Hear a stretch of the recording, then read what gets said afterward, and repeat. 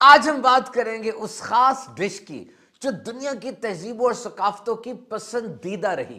کسی بھی خطے میں چلے جائیں، وہاں کے ہوٹل کا مینیو دیکھیں، سب سے اوپر یہ نظر آئے گی آپ کو مختلف ورائٹیز کے ساتھ، اور یہ ہے میری آپ کی ہم سب کی فیورٹ سوپ، جسے عالمی غذا کا درجہ حاصل ہے۔ اگر سوپ کی ہسٹری کو پڑھا جائے تو ہر خطے کی اپنی الگ داستان ہے، اور سب کا دعویٰ یہ ہے کہ ہم نے یہ سوپ ایجاد کیا ہے۔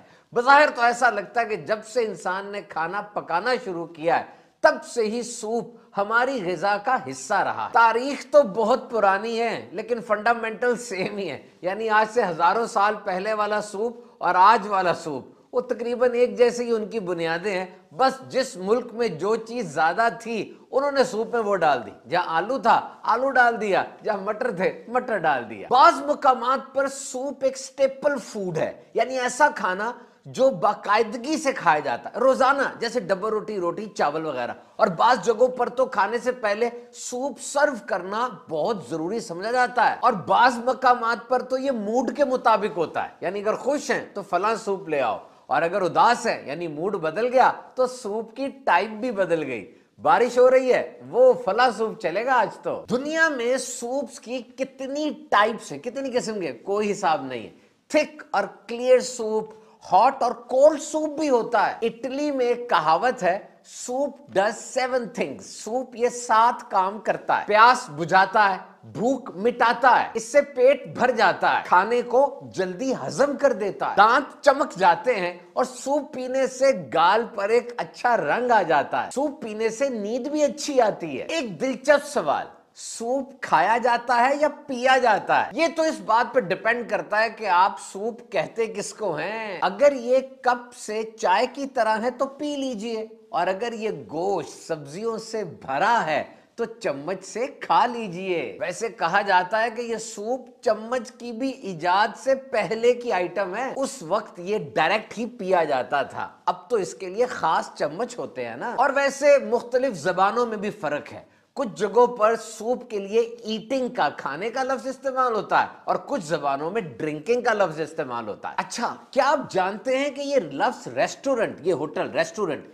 یہ کہاں سے آیا؟ یہ اٹالین زبان کا لفظ ہے ریسٹورارے، جس کا مطلب ہے ریسٹور، ریفریش، رینیو، یعنی طاقت کو بحال کرنا۔ یعنی ریسٹورنٹ ایک ایسی جگہ ہے جہاں آپ کی طاقت کو بحال کیا جاتا ہے، آپ کو ری انرجائز کیا جاتا ہے۔ اور آپ یہ سن کے حیران ہوں گے کہ دنیا کا جو پہلا ریسٹورنٹ بنا تھا، اس جگہ جو پہلی ڈش دی گئی طاقت کو بحال کرنے کے لیے، وہ یہی سوپ تھا۔ تو بیمار ہو یا صحت مند، مسافر ہو یا مقیم، بوڑھا ہو یا جوان، سب کا پسندیدہ ہے یہ سوپ، اور بہت ہی فائدہ مند ہے۔ اور ویسے آپ چاہیں تو مہنگے انگریڈینٹس یعنی مہنگے اجزاء ڈال کر سوپ بنا لیں، اور یا تو کچن میں جو کچھ بچا کچا ہے وہ ڈالیں اور سوپ بنا لیں، دونوں طریقے سے چلتا ہے۔ سوپ کی کوالٹی کا کیسے پتا چلے گا؟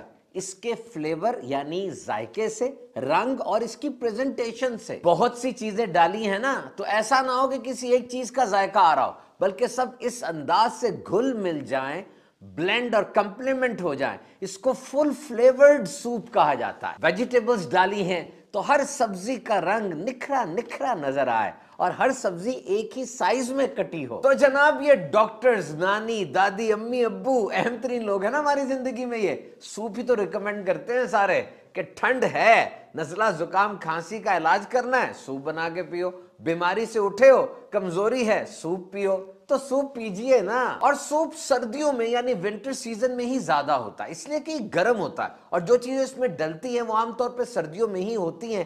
نزلہ زکام اور دیگر بہت سی بیماریوں کے خلاف اس میں میڈیسنل پراپرٹیز ہیں، یعنی دوائی کی طرح کام کرتا ہے۔ سوپ کا لفظ یا تو اٹالین سوپا SUPPA یہاں سے آیا ہے، یا فرینچ ورڈ SOUPE سوپ سے آیا ہے، جس کا مطلب ہوتا ہے ڈبل روٹی کو پکایا جائے، اور اتنا پکایا جائے کہ وہ تھک ہو جائے۔ کھانا مختلف طریقوں سے پکایا جاتا ہے، یا تو اس کو فرائی کرتے ہیں، روسٹ کرتے ہیں، یا بیک کرتے ہیں، لیکن پکانے کے تمام طریقوں میں بہترین طریقہ ہے بوائلنگ کا، یعنی ابال کر پکایا جائے۔ اور یہ طریقہ اس وقت عام ہوا جب ہیٹ پروف اور واٹر پروف برتن ایجاد ہوئے کہ دیر تک آگ جلی رہے اور برتن کو کوئی نقصان نہ پہنچے۔ پانی میں ابالنے کے بعد سے بہت سی چیزیں اب کھائی جانے لگیں، بہت سی سبزیاں اور کھانے تھے جو پانی گلا دیتا تھا اور ان میں غذائیت بھی بڑھ جاتی. Boiling food created new test sensations.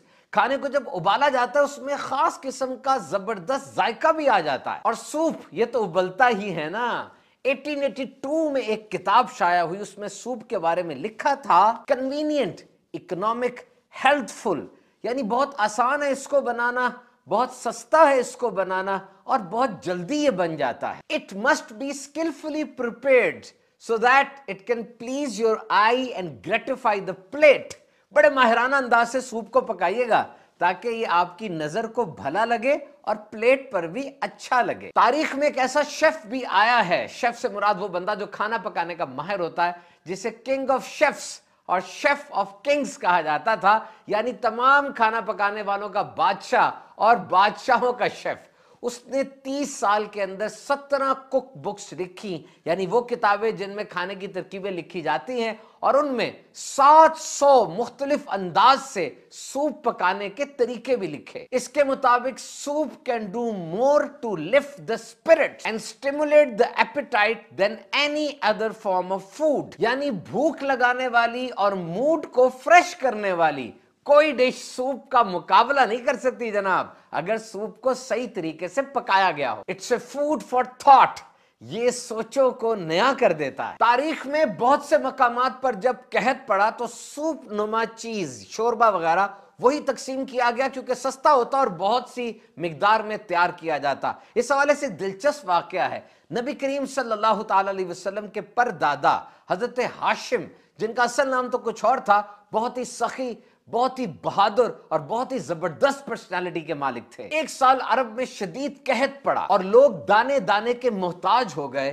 تو حضرت ہاشم وہ ملک شام سے روٹیاں, سوکھی روٹیاں لے کر مکہ شریف پہنچے. روٹیوں کا چورا بنایا اور اونٹ کے گوشت کے شوربے میں اس کو ڈالا اور تمام حاجیوں کو خوب پیٹ بھر کے کھلایا. اس دن سے لوگ آپ کو ہاشم کہنے لگے, یعنی روٹیوں کا چورا بنانے والا. دنیا میں سب سے مشہور سوپ وہ چکن نوڈل سوپ ہے, اور تحقیق کے مطابق عورتیں 3 گنا زیادہ سوپ پیتی ہیں مردوں سے. اور اگر آپ کے بچے سبزیاں نہیں کھاتے, منہ بناتے ہیں, تو جناب ساری سبزیاں سوپ میں ڈال دیجئے اور مزیدار سوپ ان کو کھلا دیجئے. ایک قسم کا کنڈینسڈ سوپ یہ بھی ایجاد کیا گیا 1897 میں, یعنی سارا کچھ آپ ایک ڈبے میں ڈال دیجئے اور جب آپ نے وہ ڈبہ کھولا اس میں دودھ یا پانی ڈالا اور مزیدار سوپ تیار. اس سے best food of the year کا ایوارڈ بھی ملا. عام طور پہ یہ ملٹری یا جو سفر کے اندر لوگ ہوتے ہیں انہیں دیا جاتا ہے, یا وہ طالب العلم جو علم حاصل کرنے کے لیے سفر کرتے رہتے ہیں, ان کے لیے یہ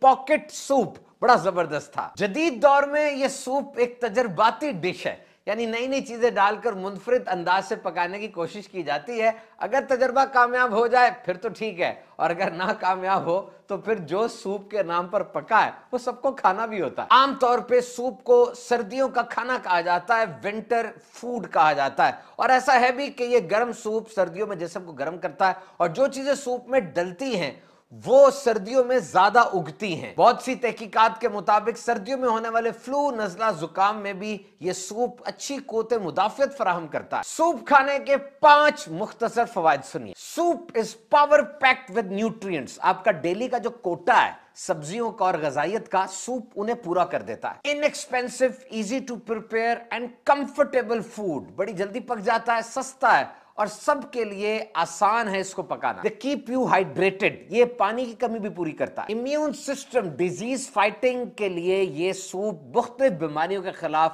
زبردست دفاع کا کام بھی کرتا ہے. سوپ کے بہت سے طبی فوائد بھی ہیں, لیکن یہ اس بات پر ڈیپینڈ کرتا ہے کہ آپ نے سوپ کن اجزاء سے بنایا ہے. اگر اس میں نمک مرچ کم ہے اور مصنوعی چیزیں بھی کم ڈالی گئی ہیں, بلکہ سبزیاں اور گوشت کا استعمال زیادہ ہے, تب تو یہ بھرا ہوا ہے غذائیت سے. آئیوا یونیورسٹی کی تحقیق کے مطابق اچھا سوپ اگر آپ پی رہے ہیں تو اپنے جسم کے اندر وائٹامن, فائبر, منرلز اور بہت سے نیوٹرینٹس اندر لے کر جا رہے ہیں. اس سے وزن نہیں بڑھے گا, دل کی بیماریوں میں حفاظت رہے گی. مسلسل استعمال سے جسم میں ٹرائی گلیسرائڈز بھی کم ہوں گے, اور گٹ بیکٹیریا, وہ فرینڈلی جراثیم جو کہ آپ کے پیٹ کی حفاظت کرتے ہیں, ان کی افزائش بھی ہوگی. سوپ عام طور پہ سپ بائی سپ, یعنی آہستہ آہستہ آرام سے پیا جاتا ہے. इसीलिए इसे माइंडफुल ईटिंग कहते हैं कि बड़ी तवज्जो के साथ एक काम को किया जा रहा है। एक माहिर ग़िज़ाइयत के मुताबिक सांस की बीमारियों में मुब्तला अफराद के अंदर भूख कम हो जाती है क्योंकि जिस्म के अंदर सोजिश बढ़ जाती है। ऐसे में सूप का इमामी जायका क्या होता है? वैसे 4 जायके होते हैं, खट्टा, मीठा, नमकीन और कड़वा। ये 5वां जायका, इमामी जायका, ये जो सूप का होता है, और अक्सर जापानीज डिश के अंदर भी ये जायका मिलता है। और जैसे ही इंसानी दिमाग जबान पर ये इमामी जायका महसूस करता है, वो पूरी गट को मुतहर्रिक कर देता है और इंसान को भूख लगने लगती है। और सूप में मौजूद काली मिर्च और लहसुन वो बलगम को भी खत्म करते हैं, यानी ये मेडिसिनल क्वालिटीज रखता है, दवाई की तरह काम करता है। तो नाजरीन, खूब सर्दियों में, गर्मियों में सूप पीजिए और सेहतमंद रहिए।